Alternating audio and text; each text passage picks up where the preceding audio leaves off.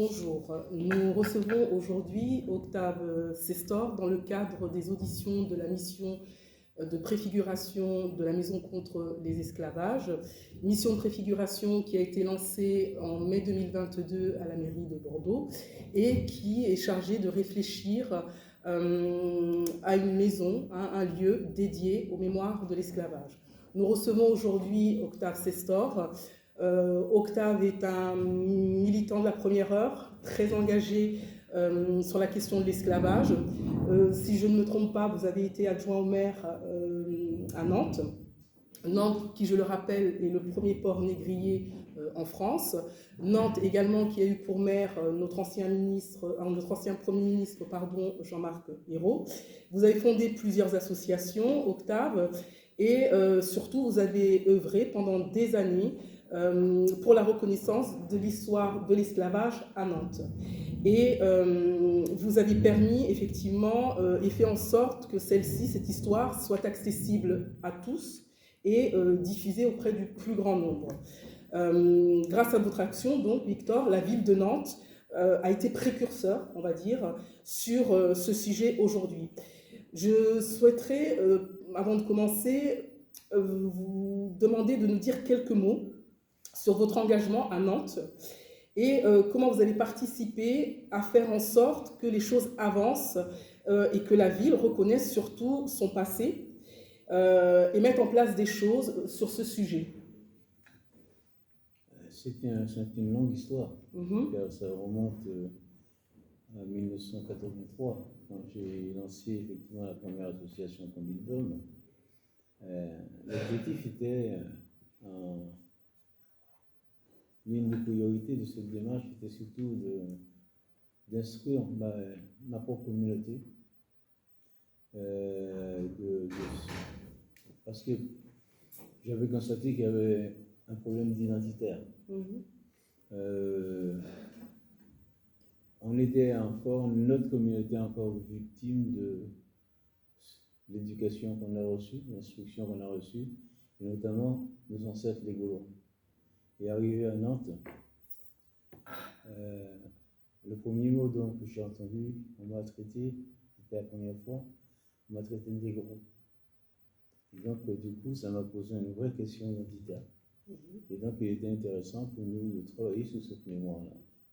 Et en voulant travailler sur cette mémoire-là, j'ai retrouvé effectivement l'histoire de Nantes, l'histoire de l'Afrique, l'histoire du monde, sur la problématique esclavagiste. Il me paraissait important de le travailler, de l'instruire, de faire en sorte que mes compatriotes, mais aussi l'Afrique, mais aussi les Nantais d'aujourd'hui, qu'on puisse vivre effectivement ce moment commun, parce que nous sommes héritiers d'une histoire, nous n'en sommes pas les responsables, mais on sera responsable de cette histoire si on n'y fait rien.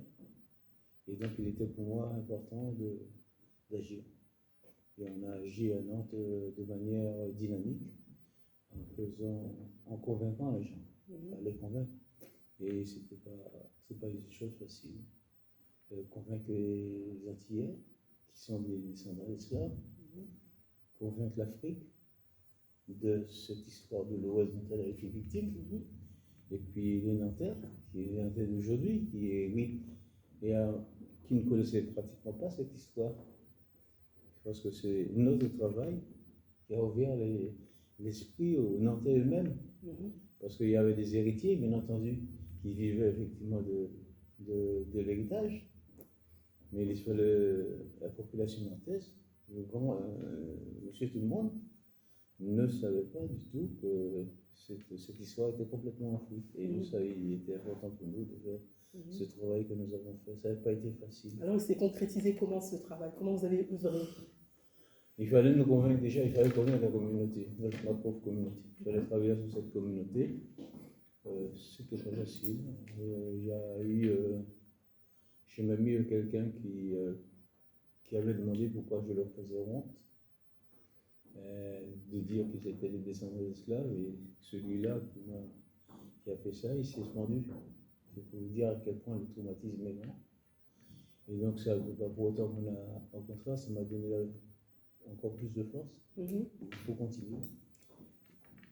D'accord. Donc il y a eu un travail que vous avez mené auprès de la population, ou de certaines populations, en tous les cas à Nantes, et au niveau donc de la ville, de la mairie. Comment les choses se sont passées? Ah ben la mairie, la mairie est arrivée très longtemps après. Hein. C'est la démarche nantaise. Aujourd'hui, on a l'impression que c'est la collectivité qui a fait ça. Non, c'est pas la collectivité. C'est de cette initiative que j'ai prise. J'ai bougé effectivement, j'ai fait en sorte que les communautés se rassemblent. Et c'est par ce rassemblement qu'on a réussi à faire les choses en Nantes. Le Comité d'Hommes a été créé en 83. Là, comment dirais-je, en 89, on créait effectivement une commission extra-municipale qui s'appelait Nantes Africa Amérique, dans un engagement de Jean Maquero. Cette commission s'est transformée aux Anneaux de la Mémoire. Et cette grande exposition que nous avons faite à Nantes, c'est une exposition qui a duré plus de 19 mois et qui a rassemblé, c'est la plus grosse exposition de Nantes, 400 000 visiteurs. C'est cette exposition qui a été la clé d'empêcheur, l'interrogation, je dirais, pour des Nantais. On a mis clairement en Nantais ce qu'était leur histoire. Et ça n'a pas été aussi facile qu'on peut le penser, parce que personne n'y croyait. D'ailleurs, cette exposition a été encadrée non pas par le secteur culturel de la ville de Nantes. Et Jean Maquero, pour y arriver à faire cette démarche, avait fait porter par le secteur international. D'accord. Parce que le secteur culturel ne voulait pas porter ce type d'histoire. D'accord. Et nous avons fait de cette exposition la plus belle exposition de Nantes, qui a marqué effectivement non seulement Nantes, mais qui a marqué le monde entier. Car le monde a découvert cette exposition, a découvert cette histoire, et a fait qu'on avance, mais encore il y a le politique est arrivé très tard dans la vie. D'accord, donc c'est vraiment l'engagement militant associatif qui a permis de faire avancer les choses pendant plusieurs années, on va dire, et ensuite, effectivement, vous avez pu mettre dans la boucle la mairie de la ville. Oui, on a réussi à faire, effectivement, la ville est arrivée à peu près par rapport en 89 avec l'exposition, c'est-à-dire qu'ils nous ont donné les moyens pour faire l'exposition, et bien entendu, c'est eux qui ont financé. Mais de toute façon, la ville de Nantes avait considéré que l'exposition, c'était un tout. Et Nantes avait, considérant que Nantes avait fini son histoire, et nous, en tant qu'association, nous avons dit que ce n'est pas possible. Et on a continué, et c'est parce que ce travail important que nous avons fait à Nantes est continué qu'on a réussi à faire, effectivement, inaugurer en 2012 le mémorial. Okay. Voilà. Et Octave, que pensez-vous du projet de maison contre les esclavages ici à Bordeaux? Je trouve que c'est essentiel, c'est important. C'est vrai qu'à Nantes, Nantes est capitale de la traite négrière, Nantes a traité 40% de la traite française, Bordeaux en a traité 11%.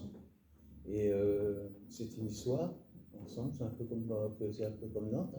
Et il me paraît que ce devoir de mémoire doit se faire à Bordeaux aussi fortement que nous l'avons fait à Nantes.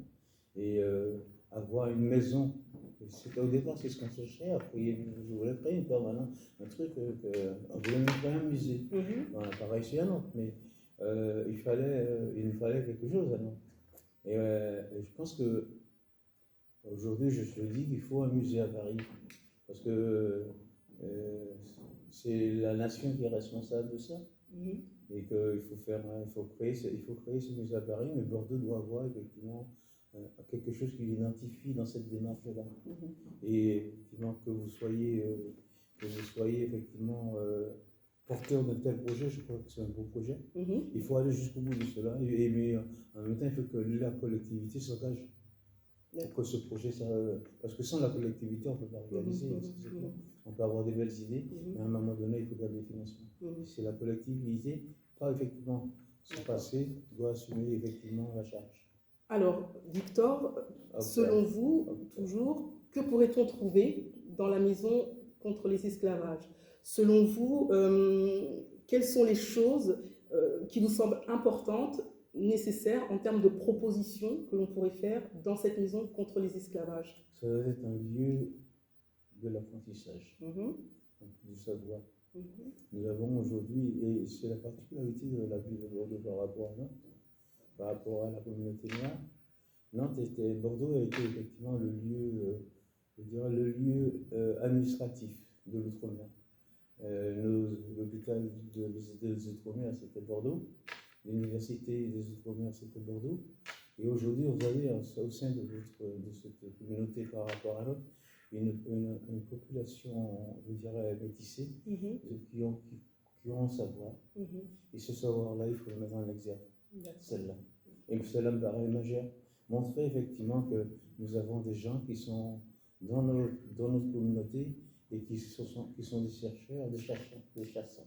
Et ça, il faut le mettre en avant. On ne le met pas ça. Hein. Montrer qu'effectivement qu'on est capable de diriger une ville, on est capable de diriger un hôpital, on est capable de construire, on est capable de créer. Et ça, parce que quand on fait l'image d'une maison comme ça, on ne le fait pas pour demain, on le fait pour aujourd'hui et pour éclairer effectivement l'avenir.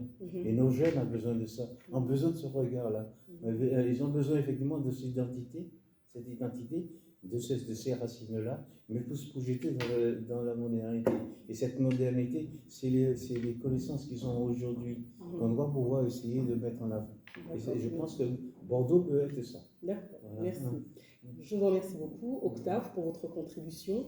Je rappelle que le rapport de la mission de préfiguration sera rendu au mois de mai prochain à la mairie de Bordeaux. Merci.